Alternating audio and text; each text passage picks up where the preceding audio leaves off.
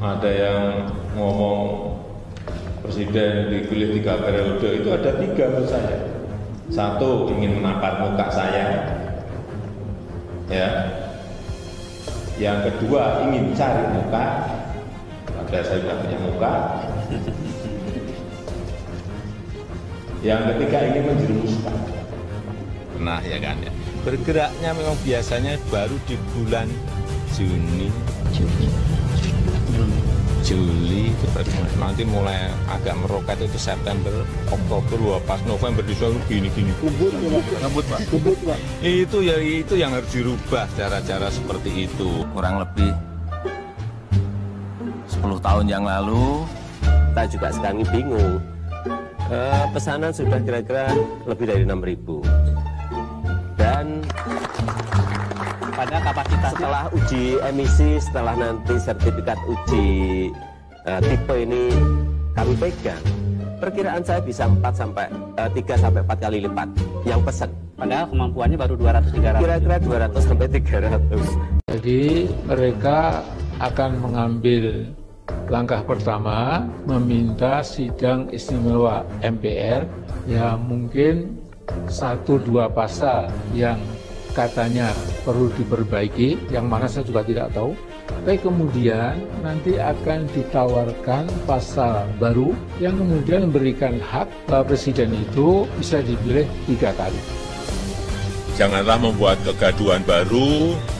Kita saat ini tengah fokus pada penanganan pandemi, dan saya tegaskan, saya tidak ada niat, tidak ada juga berminat menjadi presiden 3 periode.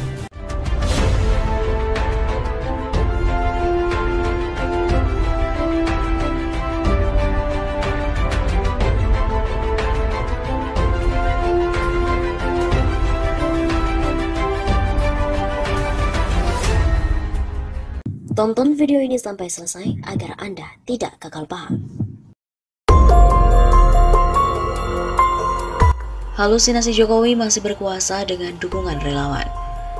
Katanya sih ada perang antara Mega dan juga Jokowi. Menurut Syafril Syofian yang menuliskan tulisan ini, katanya tidak sama sekali. Kenapa? Ada banyak hal secara logik dan juga fakta atau data. Pertama, PDIP sebagai partai pemenang tahun 2019 sekarang menjadi satu-satunya partai yang tanpa koalisi bisa mencalonkan presiden. Kedua, Megawati sebagai ketua umum PDIP punya otoritas penuh diberikan oleh Kongres partainya menentukan atau memutuskan Capres 2024 tanpa prosedur kepartaian. Ketiga, Jokowi walaupun sudah 2 periode menjadi presiden masih tetap sebagai petugas partai tanpa diberikan jabatan apapun di struktural PDIP. Padahal Jokowi sudah melanggar janjinya membiarkan menteri yang diangkatnya merangkap jabatan di partai. Bahkan ada yang jadi ketua umum partai seperti Airlangga dan juga Prabowo. Setidak-tidaknya sinyal bahwa Jokowi dari awal sudah ingin merangkap pula jadi pengurus PDIP, setidak-tidaknya di Dewan Pembina. Keinginan kuat Jokowi untuk diberi jabatan di partainya, tetapi sampai mendekat dari akhir jabatan, harapan pun tak kunjung terkabul. Walaupun Jokowi sudah bergenit-genit, seakan ada beberapa partai yang akan merekrutnya. Salah satunya Partai Anak Muda PSI. Sekarang menurut survei PSI malah semakin menciut. Ulah pengurusnya sendiri.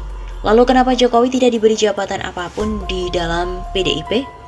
Hanya Megawati dan elit partai PDIP yang bisa menjawab. Bisa diperkirakan penyebabnya satu, jangan sampai terah Soekarno ini hilang. Lalu keempat, partai di Senayan selain PDIP tidak akan pernah berani merekrut Jokowi jadi pengurus karena prosedur di internal partai. Mereka juga sepenuhnya menyadari jika Jokowi tidaklah jadi presiden, kekuasaannya pun hilang lenyap. Beda banget dengan SBY, sang pemilik Partai Demokrat. Lalu kelima, oligarki pengusaha akan beralih cepat alias balik badan sesuai dengan kebiasaan mereka akan berlabuh pada rezim kuasa lainnya, di mana mereka bisa mendapatkan keuntungan, setidaknya usaha mereka bisa terlindungi. Bahkan pada akhirnya mereka akan menghindar dari Jokowi. Lalu keenam, kondisi sekarang kepercayaan rakyat anjlok terhadap Jokowi. Dasarnya hasil survei akan anjlok lagi karena krisis ekonomi semakin parah. Dampak Rusia versus Ukraina, kuartal ketiga akan sangat terasa. Sementara rezim Jokowi tidak bisa berbuat apa-apa, malah masih asik masuk dengan proyek IKN. Tidak punya nilai tambah buat kesejahteraan rakyat, malah jadi beban. Lalu ketujuh, sebagian menterinya sedang asik mempercantik diri untuk jadi kontestan pilpres. Sebagian lagi akan cari selamat atau malah diam, hingga kinerja pemerintah 2 tahun ke depan akan stagnan bahkan anjlok. Dari beberapa fakta itu, dari analisis Jokowi hanya halu, seakan-akan masih besar, merasa bahwa relawannya Jokowi bisa merandingi partainya. Relawan bukan kekuatan real, tidak ada garis yang mengikat. Masing-masing mereka akan mencari selamat tempat lindung baru. Jokowi tidak akan bisa melakukan negosiasi apapun terhadap pilihannya. Ganjar yang sebentar lagi habis masa jabatannya, prestasinya di Jateng hanya jadi provinsi dengan rakyat termiskin. Jokowi bukan SBY, presiden ke-6 yang memiliki partai. Jokowi hanya petugas partai. Sebentar lagi pun akan ditinggalkan rame-rame. Lalu kenapa halu? Karena dulu 2013, rekayasa oligarki dengan memanfaatkan relawan dan tokoh media berhasil memaksa Megawati mengurungkan niatnya jadi capres. Megawati akan kalah, begitu tekanan oligarki. Megawati mengalah menerima Jokowi sebagai capres. Itu dulu. Sekarang diyakini Megawati tidak lagi akan mengalah. Alasannya 7 faktor tadi. Sekarang waktunya Terah Soekarno harus muncul. Jika tidak selamanya akan lewat. Megawati dipastikan tidak akan mengalah lagi. Jadi jika Jokowi akan memanfaatkan relawannya untuk menekan atau melawan berperang, itulah halusinasinya Jokowi. Artinya zong tanpa kekuasaan nyata. Hanya sekadar teriakan BZRP yang berdengung. Lalu, apakah Golkar akan mencalonkan Ganjar? Itu pun juga tidak mungkin, karena Golkar sejarahnya adalah partai yang tidak akan pernah akan jadi oposan. Konon sekarang juga tidak solid, ada beberapa faksi. Mereka pada akhirnya akan bergabung untuk mendapatkan jatah menteri. Koalisi Bersatu, Golkar, P3, PAN hanya sekedar menaikkan nilai nego, baik internal partai maupun untuk kerjasama dengan para partai pemenang. Lagian PAN juga sudah pecah jadi 3, Partai Umat dan Partai Pelita. Memang lucu sistem pemilu ini. Kedepan ada koalisi partai yang anggota koalisinya pada Pileg 2024 tersingkir dari Senayan. Di antaranya PAN yang sudah tercerai-berai jadi 3, P3 juga. Dari semua survei yang sudah berulang-ulang dan banyak hasilnya, resultnya pun tetap sama. P3 2024 akan tersingkir dari Senayan, tersandung dengan parliamentary threshold. Nah, partai pendukung presiden malah sudah tidak lagi di DPR RI. Begitulah ceritanya.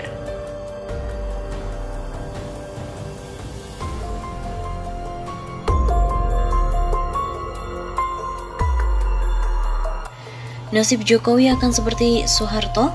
Persatuan Aktivis 98 mengancam akan demo besar-besaran. Aktivis 98 tidak setuju dengan wacana penundaan pemilu 2024 sekaligus memperpanjang masa jabatan Presiden Jokowi. Karena itu, jika masa jabatan Presiden diperpanjang, Persatuan Aktivis 98 yang tergabung dalam gerakan jaringan progresif JP98 Bandung bakalan demo besar-besaran. Hal tersebut disampaikan oleh Koordinator JP98 Zainal Mokhtakin kepada redaksi Pojok 1 di Jakarta Rabu 23 Maret. Jika konsolidasi elit berhasil mendorong peluang penundaan pemilu, maka elit dan juga rezim politik akan berhadapan dengan kita yang akan turun ke jalan. Begitu ujarnya. Karena itu JP98 meminta para elit politik yang mewacanakan hal tersebut untuk berpikir ulang. Kami menghimbau rezim saat ini untuk berpikir ulang tentang rencana tersebut karena berhadapan dengan rakyat. Ia juga mengatakan banyak masyarakat yang tidak setuju dengan wacana penundaan pemilu dan juga memperpanjang masa jabatan presiden. Seluruh masyarakat Indonesia menolak usulan ataupun wacana pada segelintiran elit politik itu. Pasalnya, lanjut Zainal, hal tersebut jelas-jelas melanggar ketetapan yang telah ditetapkan konstitusi negara. Kan sudah jelas diatur dalam Undang-Undang Dasar, batas paling lama menjadi presiden ya 2 periode. Jika ingin melanjutkan itu namanya melanggar konstitusi. Sebelumnya diketahui, Caimin alias Muhaimin Iskandar mengusulkan agar pemilu 2024 ditunda selama 1 atau 2 tahun. Dengan begitu, masa jabatan Jokowi juga diperpanjang. Wakil Ketua DPR itu menyebut usulan terlintas olehnya usai menerima pelaku usaha mikro. Saya usulkan pemilu 2024 ditunda 1 atau 2 tahun. Usulan ini nanti akan saya sampaikan ke pimpinan-pimpinan partai dan presiden. Para pelaku usaha dan ekonom memprediksi Indonesia akan mengalami momentum perbaikan ekonomi usai 2 tahun pandemi COVID-19. Menurut Muhaimin, momentum itu tidak boleh terganggu dengan adanya pesta politik.